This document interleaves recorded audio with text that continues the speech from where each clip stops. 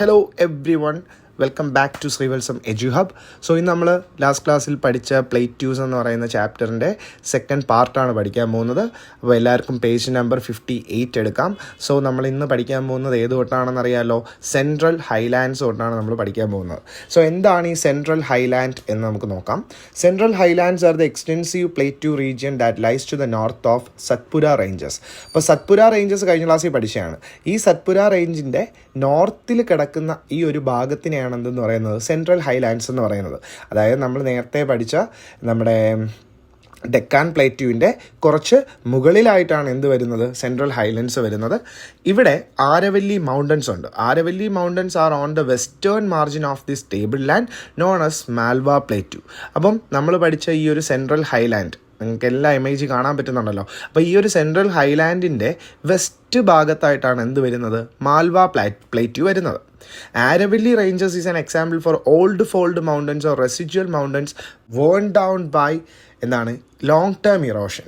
അപ്പോൾ നമ്മളിവിടെ മനസ്സിലാക്കേണ്ടത് എങ്ങനെയാണ് ആരവല്ലി റേഞ്ചുകൾ ഉണ്ടായത് എന്നുള്ളതാണ്. അപ്പോൾ സിമ്പിളായിട്ട് പഠിച്ചു വെച്ച് കഴിഞ്ഞാൽ വലിയൊരു മൗണ്ടൻ, അതായത് ഫോൾഡ് മൗണ്ടൻസ് ഒക്കെ നമ്മൾ ആദ്യത്തെ ചാപ്റ്ററിൽ പഠിച്ചിട്ടുണ്ടായിരുന്നു അല്ലെ. ഈ ഫോൾഡ് മൗണ്ടൻ അല്ലെങ്കിൽ ഒരു മൗണ്ടൻ, ഈ മൗണ്ടൻ എന്ത് സംഭവിക്കും, ഇറോഷൻ സംഭവിക്കും. ഇറോഷൻ എങ്ങനെ സംഭവിക്കാം, വെള്ളം കൊണ്ട് സംഭവിക്കാം, വിൻഡ് വഴി പല ഇറോഷൻ സംഭവിക്കാം. അപ്പോൾ ഇങ്ങനെ ബേസിക്കലി ഈ മൗണ്ടൻ എന്താണ് ഇറോഷൻ സംഭവിച്ചിട്ടാണ് എന്തായത് ഒരു ആരവല്ലി റേഞ്ച് അല്ലെങ്കിൽ ആരവല്ലി മൗണ്ടൻ റേഞ്ചുകളൊക്കെ ആയിട്ട് ഉണ്ടായത്. അപ്പോൾ ഇവിടെ തന്നെ നമ്മൾ നോക്കിക്കഴിഞ്ഞാൽ മൗണ്ട് അബു എന്ന് പറയുന്നത് അവിടുത്തെ ഏറ്റവും മേജർ ആയിട്ടുള്ള ഒരു ഹിൽ സ്റ്റേഷനാണ്.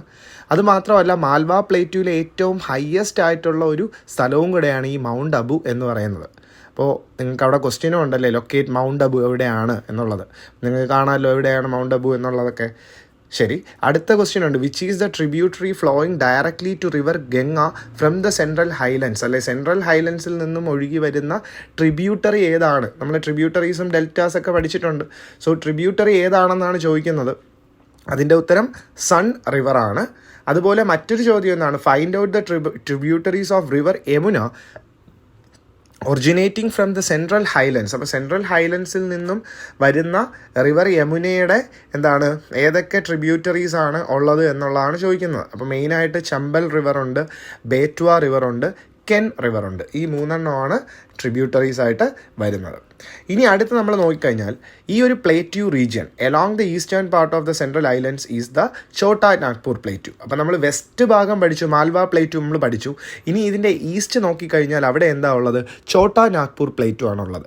ഈ ഒരു പ്ലേറ്റ്യൂ എവിടെയാണ് സിറ്റുവേറ്റ് ചെയ്തിരിക്കുന്നത്, രാജ്മഹൽ ഹിൽസിൻ്റെ സൗത്ത് ഭാഗത്തായിട്ടാണ് എന്തുള്ളത്, ഈ ഒരു പ്ലേറ്റ്യൂ ഉള്ളത്. ആൻഡ് ഇവിടുത്തെ മെയിനായിട്ടുള്ളൊരു പ്രത്യേകത എന്ന് വെച്ചാൽ ഈ ഒരു ഛോട്ടാ നാഗ്പൂർ പ്ലേറ്റ്യൂവിലാണ് ഒരുപാട് മിനറൽസ് ഉണ്ടാകുന്നത്. അപ്പോൾ ഈ മിനറൽസ് എന്ന് പറയുന്നത് ഏതൊക്കെ മിനറൽസ് ആണ്, iron or, bauxite, manganese, copper തുടങ്ങിയ മെറ്റാലിക് മിനറൽസ് ഒക്കെ മെറ്റൽസ് ആണ്. അതുപോലെ നോൺ മെറ്റാലിക് മിനറൽസ് ആയ ലൈം സ്റ്റോണ്, കോള് അല്ലെ, കൽക്കരി തുടങ്ങിയതൊക്കെ ഇവിടുന്നാണ് എന്ത് ചെയ്യുന്നത്, മെയിനായിട്ട് കിട്ടുന്നത്. അപ്പോൾ നമ്മൾ ആദ്യം പഠിച്ചു എങ്ങനെയാണ് പ്ലേറ്റ്യൂ ഇന്ത്യൻസിൻ്റെ അല്ലെങ്കിൽ ഹ്യൂമൻ ലൈഫിനെ എങ്ങനെ ബാധിക്കുന്നു. അപ്പോൾ ഈ റിസോഴ്സുകളൊക്കെ കിട്ടുന്നത് ഒന്ന് രാജ്യം ഡെവലപ്പാവും അല്ലേ, പിന്നെ പല രീതിയിൽ എക്കോണമി ഒരുപാട് എന്ത് ചെയ്യും, വളരും. അപ്പോൾ ഇതൊക്കെയാണ് ഈ ഒരു പ്ലേറ്റ്യൂ കൊണ്ട് നമ്മുടെ ഇൻഫ്ലുവൻസ് ചെയ്യിപ്പിക്കുന്ന കാര്യം അല്ലേ. സോ ഇനി the major economic activities in this region are mining and mineral based industries അല്ലേ. അപ്പോൾ ഇങ്ങനത്തെ ഒരു സ്ഥലമായതുകൊണ്ട് തന്നെ അവിടെ കൂടുതലും ആൾക്കാർ മൈനിങ് ചെയ്തായിരിക്കുമല്ലോ. അയൺ ഓറൊക്കെ എടുക്കണമെങ്കിൽ മൈൻ ചെയ്തല്ലേ, കുഴിച്ചൊക്കെ അല്ലേ നമുക്ക് എടുക്കേണ്ടത്. അപ്പോൾ ഇതിൽ തുടങ്ങിയ കാര്യങ്ങളെല്ലാം നമുക്ക് എടുക്കണമെങ്കിൽ മൈനിങ് ചെയ്യണം. അതുപോലെ ഈ ഒരു മിനറൽസിനെ വെച്ചിട്ടുള്ള ഇൻഡസ്ട്രികളായിരിക്കും അവിടെ ഉള്ളത്. ഇനി റൈറ്റ് സൈഡിൽ നീൽഗിരികളെ പറ്റി പറയുന്നുണ്ട് അല്ലേ. നീൽഗിരി ഹിൽസ് എന്ന് പറയുന്നത് എവിടെയാണ്, നമ്മുടെ തമിഴ്നാട്ടിലും കർണാടകയിലും കേരളത്തിലെയും കൂടെ ഒരുമിച്ച് ഈ 3 കൂടെ കാണപ്പെടുന്ന ഒരു മൗണ്ടൻ റേഞ്ചിനെയാണ് എന്തെന്ന് പറയുന്നത്, നീൽഗിരീസ് എന്ന് പറയുന്നത്. അവിടെ തന്നെ മെയിനായിട്ട് നമുക്ക് കേട്ടിട്ടുണ്ടായിരിക്കും ഊട്ടി, കോട്ടഗിരി, കൊണ്ണൂർ തുടങ്ങിയ സ്ഥലങ്ങളെല്ലാം ഈ ഒരു റീജിയൻ്റെ ഭാഗമാണ്. ഇതെല്ലാം വെസ്റ്റേൺ ഗട്ട്സിൻ്റെ ഭാഗമാണ്.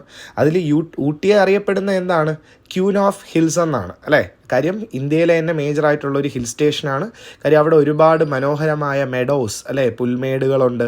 അതുപോലെ ടെമ്പറേറ്റ് വെജിറ്റേഷനാണ്, കൂൾ ആൻഡ് പ്ലസൻറ്റ് ക്ലൈമറ്റാണ്, ടീ പ്ലാന്റേഷൻസ് ഉണ്ട്, പിന്നെ vegetable farming, pollution free environment തുടങ്ങിയ കാരണങ്ങൾ കൊണ്ടൊക്കെ ഈ നീൽഗിരികൾ എല്ലാവർക്കും അട്രാക്റ്റീവാണ്. മാത്രമല്ല അതും ഒരു one of the best tourist ഡെസ്റ്റിനേഷനാണ്. സോ ഈ നീൽഗിരീസ് എന്ന് പറയുന്നിടത്ത് ഒരുപാട് ബയോഡൈവേഴ്സിറ്റി അല്ലേ, വൈവിധ്യങ്ങൾ, പല ടൈപ്പ് ഓഫ് ജീവികൾ, പല ടൈപ്പ് ഓഫ് പ്ലാന്റ്സുകൾ തുടങ്ങിയതൊക്കെ ഈ നീൽഗിരീസിൽ നമുക്ക് കാണാൻ കഴിയും. ഇനി നമുക്ക് തൊട്ട് താഴെ അതിൻ്റെ ചോദ്യം ഉണ്ടല്ലേ, ഛോട്ടാ നാഗ്പൂർ പ്ലേറ്റു എവിടെയാണ്, മാർക്ക് ചെയ്യുക. നിങ്ങൾ ഓൾറെഡി കണ്ടിട്ടുള്ളത് ആ പിക്ചറിൽ അല്ലേ. ഇനി ഈ ഒരു പെനിൻസുലാർ പ്ലേറ്റുവിൻ്റെ ക്ലൈമറ്റിനെ പറ്റിയിട്ടാണ് നമ്മൾ പഠിക്കാൻ പോകുന്നത്. So peninsular plateau generally experience tropical monsoon climate അല്ലേ. അപ്പോൾ ഇവിടെ നമുക്ക് മനസ്സിലാക്കേണ്ട കാര്യം എന്താണ് ഈ ട്രോപ്പിക്കൽ മൺസൂൺ ക്ലൈമറ്റ് എന്നുള്ളതാണ്. നമ്മുടെ കേരളത്തിൽ ഇപ്പോൾ കഴിഞ്ഞ ക്ലൈമറ്റാണ്, അതായത് ആവശ്യത്തിന് മഴയും കാര്യങ്ങളും കിട്ടും, എന്നാൽ കുറച്ച് ചൂടും ഒക്കെ ഉള്ള ഒരു ക്ലൈമറ്റിനെയാണ് ട്രോപ്പിക്കൽ മൺസൂൺ ക്ലൈമറ്റുകൾ എന്ന് പറയുന്നത്. ഈ മൺസൂൺ എന്ന് പറയുന്ന വാക്ക് തന്നെ നമ്മൾ പഠിച്ചിട്ടുണ്ടായിരുന്നു, south west, south east monsoon വിൻഡുകളെയൊക്കെ പറ്റിയിട്ട്. അപ്പോൾ അങ്ങനെ വിൻഡ് അടിച്ചിട്ടാണ് മഴ കിട്ടുന്നത് തുടങ്ങിയ കാര്യങ്ങളൊക്കെ നമ്മൾ പഠിച്ചിട്ടുള്ളതാണ് അല്ലേ കഴിഞ്ഞ ചാപ്റ്ററിൽ. അപ്പോൾ ഇവിടെ നമ്മൾ നോക്കിക്കഴിഞ്ഞാൽ ഇവിടെ ഒരു പ്രത്യേകത എന്ന് വെച്ചാൽ there is considerable spatio temporal variation in temperature and rainfall. അപ്പോൾ ഈ സ്പേഷ്യോ ടെമ്പറൽ എന്ന് പറയുന്ന ഈ വാക്ക് കേട്ടിട്ട് നിങ്ങളൊന്നും വിചാരിക്കേണ്ട. സ്പേഷ്യൽ എന്ന് പറയുന്ന അത് ഉദ്ദേശിക്കുന്നത് എന്താണ്, പല ടൈപ്പ് ഓഫ് ക്ലൈമറ്റിക് കണ്ടീഷൻസ് ഇവിടെ ഉണ്ടാവാറുണ്ട്. അതായത് ഈസ്റ്റേൺ പാർട്ടിൽ റെയിൻഫോൾ കൂടുതലായിരുന്നെങ്കിൽ നോർത്തേൺ പാർട്ടിൽ അത് കുറവായിരിക്കും, അവിടെ കുറച്ചുകൂടെ എന്താണ് തണുത്ത ഏരിയാസ് ആയിരിക്കും.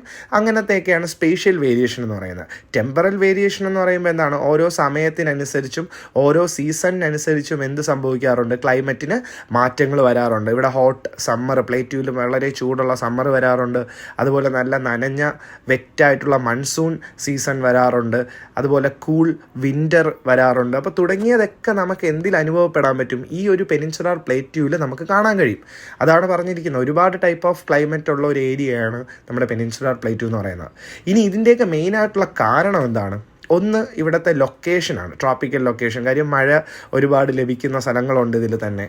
പിന്നെ peculiar shape of the peninsula അല്ലേ, നമ്മുടെ ഈ ഒരു പെനിൻസുലയുടെ ഷേപ്പ് നിങ്ങൾക്ക് മാപ്പിൽ കണ്ടു കഴിഞ്ഞാൽ അറിയാം. ഇന്ത്യൻ മാപ്പ് ഒരു വി ഷേപ്പിലാണ് ഇരിക്കുന്നത് അല്ലേ. അപ്പോൾ ഈ വി ഷേപ്പിൽ ഇരിക്കുന്നത് തന്നെ നോക്കുമ്പോൾ താഴെ എന്ത് കാണാൻ പറ്റും, നമ്മൾ ആ ഒരു കൊച്ചി, ശ്രീലങ്ക അവിടെ ഒരു വി ഷേപ്പാണല്ലേ.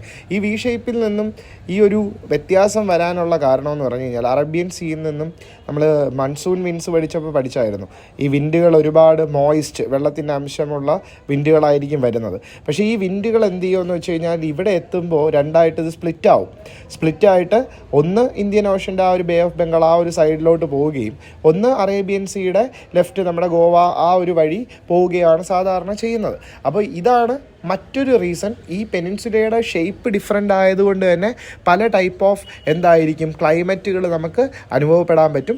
പിന്നെ അതുപോലെ തന്നെ ഓഷ്യനിൽ നിന്നും ഡിസ്റ്റൻസ് കൂടുതലായിട്ടുള്ള സ്ഥലങ്ങളുണ്ട്. ഇപ്പോൾ നമുക്ക് ഈ ഒരു മാപ്പിനകത്ത് നോക്കിക്കഴിഞ്ഞാൽ ഈ ഒരു പെനിൻസുലാർ പ്ലേറ്റ്യൂവിലെ ഒരു ഹൈദരാബാദ് എന്ന് പറയുന്ന സ്ഥലവും ഇവിടെയുള്ള ഗോവ നമുക്ക് നോക്കാം. അപ്പോൾ ഈ രണ്ട് സ്ഥലങ്ങളും കടലിൽ നിന്നും ദൂരെയാണ് അല്ലേ. അപ്പോൾ കടലിൽ നിന്നും ദൂരെ ആകുമ്പോൾ തന്നെ അവിടെ കിട്ടുന്ന മഴയായാലും ക്ലൈമറ്റിനായാലും ഡിഫറൻസ് വരും. ഇതുപോലെ തന്നെ മൗണ്ടൻ റേഞ്ചസിൻ്റെ ഓറിയൻറ്റേഷൻ, അതായത് മൗണ്ടൻ റേഞ്ചസിൻ്റെ വലിപ്പവും കാര്യങ്ങളും ഷേപ്പൊക്കെ നോക്കിക്കഴിഞ്ഞാൽ നമ്മൾ കഴിഞ്ഞ ചാപ്റ്ററിൽ പഠിച്ചിട്ടുണ്ടായിരുന്നു. മൗണ്ടൻസ് ഉള്ളത് കൊണ്ട് തന്നെ നമ്മൾ രാജസ്ഥാനിലൊക്കെ ക്ലൈമറ്റിന് വ്യത്യാസമുണ്ട് എന്നൊക്കെ ഉള്ള രീതിയിൽ. കാര്യം മൗണ്ടൻസ് പല വിൻഡുകളെയും തടഞ്ഞു നിർത്താറുണ്ട്. പിന്നെ അതുപോലെ തന്നെ അവസാനം പറഞ്ഞ ഈ മൺസൂൺ വിൻഡുകൾ, അതായത് ഈ ഒരു വി ഷേപ്പിൻ്റെ അവിടെ എത്തിയിട്ട് തന്നെ ഈ മൺസൂൺ വിൻഡുകൾ പല ഡയറക്ഷനിലോട്ടാണ് ഇത് പോകുന്നത്. ഒന്ന് ലെഫ്റ്റിലോട്ട് പോകുന്നെങ്കിൽ ഒന്ന് റൈറ്റിലോട്ട് പോകും. പിന്നെ അത് ബേ ഓഫ് ബംഗാളിൽ എത്തുമ്പോൾ വീണ്ടും അത് സ്പ്ലിറ്റായിട്ട് നമ്മളെ നോർത്തിലേക്ക് പോകും. അപ്പോൾ ഇങ്ങനത്തെയൊക്കെ പല ഡിഫറൻസുകളാണ് മെയിനായിട്ട് ഈ ഒരു പെനിൻസുലാർ പ്ലേറ്റ്യൂവിൽ പല ടൈപ്പ് ഓഫ് ക്ലൈമറ്റ് ഉണ്ടാവാനുള്ള കാരണം. ഇനി അടുത്ത് നമ്മൾ നോക്കിക്കഴിഞ്ഞാൽ bearing the mountain region, the average summer temperature in the peninsular plateau is more than 30 degrees Celsius. അപ്പോൾ മൗണ്ടൻ റേഞ്ചസ് മാറ്റി നിർത്തി കഴിഞ്ഞാൽ, കാര്യം നമുക്കറിയാം മലയുള്ള ഏരിയകളിൽ എന്തായിരിക്കും ടെമ്പറേച്ചർ കുറവായിരിക്കും. തണുത്ത ഏരിയ നമ്മൾ ഊട്ടി ഇടുക്കിയൊക്കെ നോക്കിക്കഴിഞ്ഞാൽ അവിടെ എന്താണ് ടെമ്പറേച്ചർ എന്തായിരിക്കും, കുറവായിരിക്കും. അപ്പോൾ ഈ മൗണ്ടൻ റേഞ്ചസിനെ മാറ്റി നിർത്തി കഴിഞ്ഞാൽ പെനിൻസുലാർ പ്ലേറ്റ്യൂവിൽ മുഴുവനായിട്ട് ഒരു സമ്മർ കാലഘട്ടത്തിൽ കിട്ടുന്ന ഒരു ടെമ്പറേച്ചർ എന്ന് പറയുന്നത് 30 ഡിഗ്രി സെൽഷ്യസ് ആയിരിക്കും. പക്ഷേ ഈ ഒരു ടെമ്പറേച്ചർ ഡെക്കാൻ പ്ലേറ്റിലേക്ക് നോക്കിക്കഴിഞ്ഞ് കഴിഞ്ഞാലോ ഇവിടെ 38 ഡിഗ്രീസ് വരെ മാർച്ചിൽ വരാറുണ്ട്. പിന്നെ generally low temperatures prevails at higher elevations in the Western Ghats. അതായത് ഉയർന്ന സ്ഥലങ്ങളിൽ, വെസ്റ്റേൺ ഗട്ട്സിലെ ഉയർന്ന സ്ഥലങ്ങളിലൊക്കെ എന്താണ് ലോ ടെമ്പറേച്ചർ ആയിരിക്കും നമുക്ക് കിട്ടുന്നത്. ഇനി നിങ്ങൾ ശ്രദ്ധിക്കേണ്ട ഒരു കാര്യം ഡയേണൽ റേഞ്ച് ഓഫ് ടെമ്പറേച്ചർ എന്ന് പറയുന്നത്. ഡയേണൽ ടെമ്പറേച്ചർ എന്ന് വെച്ചാൽ വേറെ ഒന്നുമല്ല, നമ്മൾ ഒരു ദിവസം നമുക്ക് കിട്ടുന്ന മാക്സിമം ടെമ്പറേച്ചറും അതുപോലെ ഒരു മിനിമം പോകുന്ന ടെമ്പറേച്ചറുമാണ് നമ്മളിവിടെ ഡയേണൽ ടെമ്പറേച്ചർ എന്ന് പറയുന്നത്. അപ്പോൾ ഇവിടെ ആക്ച്വലി എന്ത് സംഭവിക്കുമെന്ന് വെച്ചാൽ diurnal range of temperature is very high along the interiors of the plateau due to the considerable fall in the night temperature. അപ്പം നമ്മൾ ഈ ഡയേണൽ ടെമ്പറേച്ചർ നോക്കുന്ന സമയത്ത് രാവിലെ ഇവിടെ വളരെ ചൂടുള്ള ഒരു ഏരിയയും രാത്രിയാകുമ്പോൾ എന്ത് സംഭവിക്കും, തണുപ്പ് കൂടുതലും ആയിരിക്കും.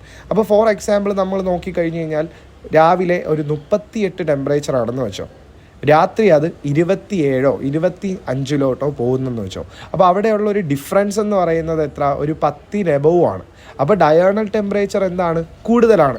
സാധാരണ ഉള്ള സ്ഥലങ്ങളിൽ ചിലപ്പോൾ 3-4 ഡിഫറൻസേ വരുമെങ്കിൽ പെനിൻസുലാർ പ്ലേറ്റ്യൂവിൽ എന്താണ് സംഭവിക്കുന്നത്, ഡയേണൽ ടെമ്പറേച്ചർ വളരെയധികം ഹൈ ആയിരിക്കും.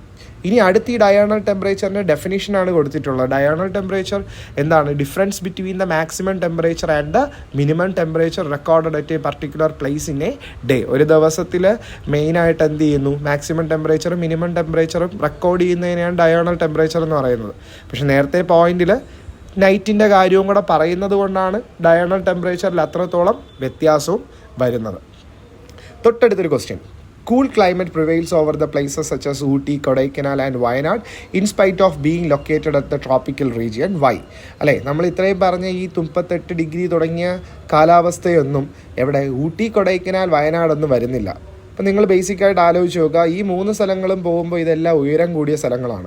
അതിൻ്റെ ഉത്തരം തൊട്ട് മുമ്പേ തന്നെ പറഞ്ഞിട്ടുണ്ട്. എന്താണ്, generally low temperature prevails at higher elevations. അല്ലേ, ഉയരം കൂടിയ സ്ഥലങ്ങളിൽ എന്തായിരിക്കും, ടെമ്പറേച്ചർ കുറവായിരിക്കും. അതുകൊണ്ടാണ് കൂൾ ക്ലൈമറ്റ് നമുക്ക് എന്ത് ചെയ്യാൻ പറ്റുന്നത്, അനുഭവപ്പെടാൻ പറ്റുന്നത്. ഇനി റെയിൻഫോൾ നോക്കുകയാണെങ്കിലോ വളരെ മോഡറേറ്റ് അല്ലെങ്കിൽ സ്കാൻഡി, അതായത് കുറച്ച് മാത്രമേ എന്ത് ചെയ്യത്തുള്ളൂ, റെയിൻഫോൾ കിട്ടത്തുള്ളൂ മുഴുവനായിട്ട് നോക്കിക്കഴിഞ്ഞാൽ. പക്ഷേ through the peninsular plateau except the western slopes of the western ghats.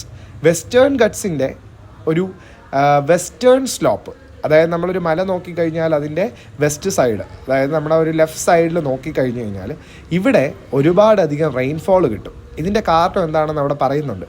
During the south west monsoon season the moisture laden winds rised and condensed along the western slope of the Western Ghats cause heavy rainfall along the windward side. അപ്പോൾ നമ്മളിവിടെ ഒരു mountain നോക്കുക, western guts എന്ന് പറഞ്ഞാൽ മുഴുവൻ mountain ആണല്ലോ. അപ്പോൾ ഈ ഒരു മൗണ്ടനെ നമ്മൾ നോക്കുമ്പോൾ ഇതിൻ്റെ ലെഫ്റ്റ് സൈഡിൽ വിൻഡ് വേർഡ് സൈഡാണ്. കാര്യം ഈ വിൻഡ് സൈഡിലായിരിക്കും കാറ്റ് എന്ത് ചെയ്യുന്നത്, ഒരുപാട് മോയ്സ്ചറൊക്കെ കൊണ്ട് എന്താണ് വെള്ളത്തിൻ്റെ അംശമൊക്കെ കൊണ്ട് കയറി ചെയ്ത് വരുന്നത്. അപ്പോൾ ഈ ഒരു ഭാഗത്ത് ഈ വിൻഡ് സൈഡിൽ ഒരുപാട് മഴ ലഭിക്കുന്ന ഒരു സ്ഥലമായിരിക്കും. കാര്യം ഈ മലയിലെ ഈ ഒരു സൈഡിൽ വെള്ളം മുഴുവൻ ക്യാരി ചെയ്ത് നിന്ന് ഈ കാറ്റ് എന്ത് തരും, നമുക്ക് ഒരുപാടധികം മഴ തരും. അതുകൊണ്ടാണ് ഈ വെസ്റ്റേൺ ഗട്ട്സിലെ വിൻഡ് സൈഡിൽ ഒരുപാട് റെയിൻഫോൾ നമുക്ക് കിട്ടുന്നത്. The west cost and the western slope of the Western guts receive 250 കാരണം 250 to 400 സെൻറ്റിമീറ്ററാണ് നമ്മുടെ വെസ്റ്റേൺ ഗട്ട്സിലെ വെസ്റ്റേൺ സ്ലോപ്പിൽ കിട്ടുന്നത്, അതായത് നമ്മുടെ വിൻവേർഡ് സൈഡിൽ കിട്ടുന്ന റെയിൻഫോൾ. പക്ഷേ ഇത് ആക്ച്വലി ഈസ്റ്റേൺ സ്ലോപ്പിൽ പോകുന്ന സമയത്ത് ഈ വിൻഡ് ആക്ച്വലി നമുക്ക് ഒരുപാട് മഴയും കാര്യങ്ങളൊക്കെ തന്നിട്ട് ഈ വിൻഡ് കുറച്ച് ഡ്രൈ ആയിട്ടായിരിക്കും ഇതിൻ്റെ ഈസ്റ്റേൺ സ്ലോപ്പിൽ പോകുന്നത്. അതായത് നമ്മൾ മൗണ്ടൻ്റെ റൈറ്റ് സൈഡിലോട്ട് പോകുന്ന സമയത്ത് ഇതെന്താവും, ഇത് കുറച്ച് ഡ്രൈ ആവും. ഡ്രൈ ആവുന്ന സമയത്ത് എന്ത് സംഭവിക്കും, ഇതിനകത്ത് മോയ്സ്ചറിൻ്റെ അളവില്ല, വെള്ളത്തിൻ്റെ അംശമില്ല. അതുകൊണ്ട് തന്നെ the plateau region situated close to eastern slopes receive very less amount of rainfall, less than 50. അതുകൊണ്ട് അവിടെയൊക്കെ എന്താണ് ഈ 50 സെൻറ്റിമീറ്ററിൽ കുറവായിരിക്കും മഴ ലഭിക്കുന്നത്. സോ ഇങ്ങനത്തെ ഏരിയാസിനെ പറയുന്നതാണ് റെയിൻ ഷാഡോ റീജിയൻസ് എന്ന് പറയുന്നത്. അപ്പോൾ നെക്സ്റ്റ് പേജിൽ ഒരു ക്വസ്റ്റ്യൻ ഉണ്ടല്ലേ, what is the reason for the very scanty of rainfall in the interior parts of the Tamil Nadu and Karnataka during south west monsoon? എന്തുകൊണ്ടാണ് കർണാടകയിലും തമിഴ്നാട്ടിലും കുറച്ച് റെയിൻഫോൾ മാത്രം കിട്ടുള്ളൂ എന്നുള്ളതാണ്. ഇത് നമ്മൾ നേരത്തെ പഠിച്ച ഉത്തരം തന്നെയാണിത്. ഞാൻ ഒന്നുകൂടെ വായിച്ചു തരാം. കാര്യം തമിഴ്നാട്ടിലും കർണാടകയിലെയും റെയിൻഫോൾ ആ ഒരു ഏരിയ എന്ന് പറയുന്നത് നമ്മളിപ്പോൾ പഠിച്ച റെയിൻ ഷാഡോ റീജിയനാണ്. അതുകൊണ്ട് തന്നെ ഈ വെസ്റ്റേൺ ഗട്ട്സ് എന്ത് ചെയ്യും, ഈ ഒരു വിൻഡ് വേർഡ് സൈഡിലായിരിക്കും കൂടുതൽ മഴ പെയ്യുന്നത്. ഇനി തമിഴ്നാടും കർണാടകയും അത് ഏത് സൈഡാണ്, ലീവേർഡ് സൈഡാണ്. അതുകൊണ്ട് തന്നെ അവിടെ കുറച്ച് റെയിൻഫോൾ മാത്രമേ കിട്ടത്തുള്ളൂ. സോ ഇത്രയാണ് നമ്മൾ ഇന്നത്തെ പാർട്ടിൽ നോക്കുന്നത്. സോ ഞാനിത് ഒരു 4-5 പാർട്ടായിട്ടായിരിക്കും ചെയ്യുന്നത്. കാര്യം നിങ്ങൾക്ക് ഡീറ്റെയിൽ ആയിട്ട് കൂടുതൽ കാര്യങ്ങൾ മനസ്സിലാക്കാനും എനിക്ക് കുറച്ച് സമയപരിമിതികളും ഉള്ളതുകൊണ്ട് ഞാനിങ്ങനെ സ്പ്ലിറ്റ് ചെയ്തായിരിക്കും ചെയ്യുന്നത്. പക്ഷേ എന്തൊക്കെ വന്നാലും നിങ്ങൾക്ക് നോട്ട്സും കാര്യങ്ങളും ടെക്സ്റ്റ് ബുക്കിലെ ആൻസേഴ്സും എല്ലാം ഞാൻ തരുന്നതായിരിക്കും, പ്രൊവൈഡ് ചെയ്യുന്നുണ്ട്. ഓക്കെ, സോ നന്നായിട്ട് പഠിക്കുക. എന്തെങ്കിലും ഡൗട്ട്സോ കാര്യങ്ങളോ ഉണ്ടെങ്കിൽ കമൻറ്റ് ചെയ്യുക. I will definitely help you. So see you till the next video.